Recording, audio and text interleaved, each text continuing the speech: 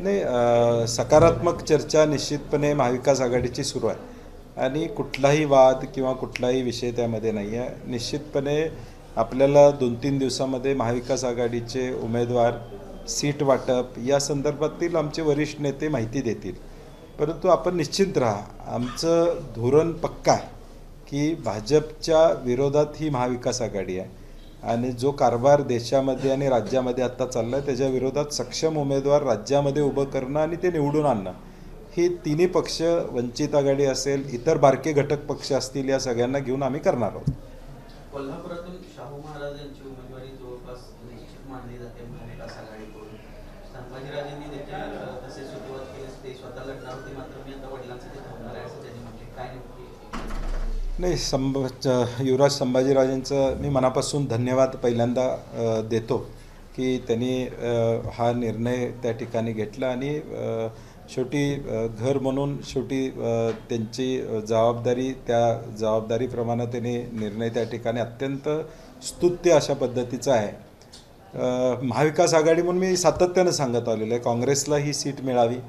काँग्रेसला आल्यानंतर आम्ही आदरणीय शाहू महाराजांना, मी असेल, PN साहेब असतील, आम्ही जाऊन त्यांना विनंती करू की त्यांनी ही उमेदवारी त्या ठिकाणी स्वीकारा. आणि आमची तमाम कोल्हापूरकरांची इच्छा आहे, कोण का लढावं, का लढू नये असं जरी कोण म्हणत असलं तरी शेवटी कोल्हापूरमधला पुरोगामी विचार हा दिल्लीत पाठवायचा असेल तर या पद्धतीची भूमिका येणाऱ्या भविष्यकाळात कोल्हापूरकर घेतील याची मला खात्री. आपण ज्या पद्धतीने म्हटलं की शाहू महाराजांनी उमेदवार किंवा वयाचा अनेकांनी टीका केली, फिरू शकणार नाही, मात्र त्याला देखील संभाजीराजे यांनी खडसावलेला आहे.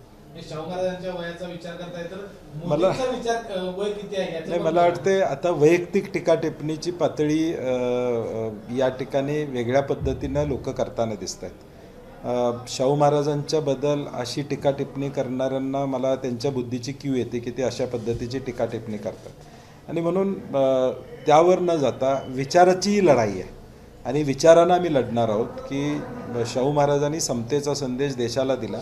आज शाहू महाराज त्याच विचारानं पुढं जात असतील तर मला वाटते अशा वैयक्तिक टीका टिप्पणी करणाऱ्यांना मतदार योग्य ते उत्तर देतील. महायुतीच्या नेत्यांकडून आवाहन केलं जाते शाहू महाराजांना की तुम्ही निवडणूक लढवू नका, आदर्शस्थानी आहात आणि तुम्ही निवडणूक लढवू नका, अशा पद्धतीचं आवाहन महायुतीच्या नेत्यांकडून. एक प्रकारे भीती निर्माण झाली. मला वाटते आदराचं स्थान असेल तर महायुतीनं बिनविरोध करून द्यावी. एका बाजूला आदराचं स्थान म्हणायचं आणि ते जर लोकशाहीमध्ये निवडणुकीला उभे राहत असतील तर मग त्यांनी उभं राहू नये असं म्हणण्याचं कारण काय? आणि मला वाटते हा विषयांतराचा भाग आहे, त्याच्यात फार पडण्याची आवश्यकता असं मला वाटत नाही. शेवटी महाविकास आघाडी म्हणून आम्ही ताकदीनेही निवडणूक लढवणार आहोत. नाही, मी म्हटलं ना की महाविकास आघाडीची बैठक आता काल झाली, परवा झाली, आज सकाळी झाली. आदरणीय पवारसाहेब, उद्धवजी असतील, थोरात साहेब असतील, वंचितचे आंबेडकर साहेब, या सगळे बसून कुठं महायुतीचं तर कुठं झाले, म्हणजे आम्ही महाविकास आघाडीचं कधी होणार आपण विचारताय, महायुतीचं तर कुठं झाले, म्हणजे अजून सीट किती मिळणार ह्याची चर्चा नाही. किमान आमच्या 4 पक्षात, घटक पक्षात निदान एकमत आहे की लढाई करायची आहे म्हणून. महायुतीचं पण किती गोंधळ चाललाय आपण बघतोय. महायुतीमध्ये भाजप जवळपास 36 जागांवर लढण्याच्या तयारीमध्ये असते. मित्र पक्षांना कमी जागा येतील असं एकूणच चित्र पाहायला मिळते. राष्ट्रवादी छगन भुजबळ यांनी देखील मागणी केली, जेवढ्या शिंदे गटाला जागा मिळतील तेवढ्याच आम्हाला मिळाल्या पाहिजेत, अशा पद्धतीचा देखील आग्रह त्यांनी केलेला आहे. कसं बघता एकूणच जे काही नाही, शेवटी भाजप हा पक्ष स्वतःचं अस्तित्व सगळ्या लोकसभा मतदारसंघामध्ये ठेवण्याचा प्रयत्न करणार आणि म्हणून मी अगदी महिना दीड महिन्यापूर्वी सांगितलं होतं की 5-5चा प्रस्ताव कदाचित या दोन्ही पक्षांना मिळेल. आता काय होते आपण बघूया. अंतिम शेवटी निर्णय महायुतीचा झाल्यावर कळेल की नेमकं दोन्ही पक्षाला आहे त्या जागा राखता आल्या का, किती जास्त मिळालं, हे 1-2-4 दिवसात स्पष्ट होईल मला वाटतं. 2019च्या निवडणुकीत आमचं ठरले या नावाखाली लोकसभा विजयी झाली. तशी काल संजय मंडलिक बोलताना असं म्हणाले की या आमच्या ठरलेमध्ये भाजप आणि शिवसेनाही सोबत होती, आता राष्ट्रवादीही आमच्यासोबत आहे. आता इतिहासामध्ये न जाता भविष्याचा वेध मी घेणार आहे. भविष्य 2024चं काय आहे ते जनता ठरवेल. मी पहिल्यांदाच सांगितलं, ही निवडणूक जनता विरुद्ध महायुती आघाडी अशी असणार आहे. कोल्हापूरच्या जनतेची लढाई असणार आहे. राज्यामध्ये सुद्धा ही निवडणूक जनता विरुद्ध महायुती आघाडी असणार आहे. पुढच्या बाजूला उमेदवार जनता असणार आहे. महायुतीचे जे 48 उमेदवार या राज्यामध्ये उभे राहतील त्यांच्या विरुद्ध जनता ही निवडणूक स्वतः हातात घेणार आहे, कारण की लोक कंटाळलेले आहेत. ही लोकांची निवडणूक आहे आणि म्हणून लोक तो योग्य तो निर्णय घेतील आणि लोकांनी काय ठरवायचं ते निश्चितपणे ठरवलेलं आहे, ते आपल्याला दिसून येईल. गेल्या काळात आमचं काय ठरलंय हे होतं, आता काय असणार? ते होईल, हळूहळू होईल ना. अजून रणांगण सुरू व्हायचं आहे. रणांगण झाल्याशिवाय नेरेटिव्ह सेट होत नाही. अजून उमेदवारी या सगळ्या गोष्टी एकदा झाल्या की मग बाकीच्या गोष्टी आपल्याला बघायला मिळतील. साहेब, संजय राऊत एका ठिकाणी म्हणतात की सांगलीतल्या काँग्रेसची जी जागा आहे तर त्या जागेवर सुद्धा काँग्रेसचे उमेदवार पडत आहेत. कोल्हापूरची जागा ही शिवसेनेची आहे.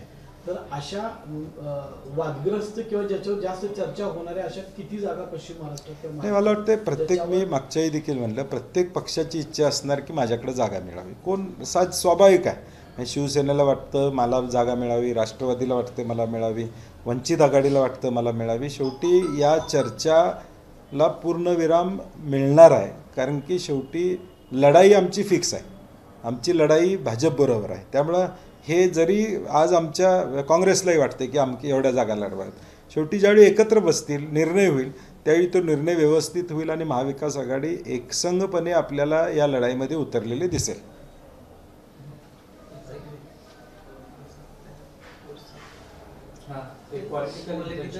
काय नवीन कोर्स नाही काय, ते काय पॉलिटिकल इंटर्नशिप म्हणजे काय की 3 महिने निवडणुकीच्या काळात अनेक तरुण युवक आणि युवतींना राजकारणामध्ये काम करायची इच्छा असते.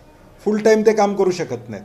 त्यांचं कॉलेज असतं, नोकरी असते, परंतु मला इच्छा आहे, मी या विचारानं काम करणार आहे. मी पुरोगामी विचाराचे अनेक युवक आणि युवती मला भेटतात. ते सोशल मीडियावर काम करतात, व्हॉट्सॲपच्या माध्यमातून काम करतात आणि म्हणून आम्ही एक 3 महिन्याचे पॉलिटिकल इंटर्नशिप म्हणून आम्ही एक विनंती केली की अर्ज करावे आणि जवळजवळ 200च्या वर मुलामुलींनी याला प्रतिसाद दिलेला आहे.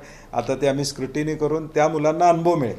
शेवटी इंटर्नशिप काय आहे की पॉलिटिक्समध्ये ज्यांना आवड आहे त्यांना याचा अनुभव मिळेल की या प्रक्रिया कशा होतात, मतदार यादी कशा पद्धतीनं बघितली जाते, मतदार यादीचं सॉर्टिंग कशा पद्धतीनं होतं, निवडणुकीमध्ये व्यूहरचना कशा केल्या जातात, निवडणुकीचा अजेंडा काय असला पाहिजे, अशा अनेक 100 विषय निवडणुकामध्ये असतात.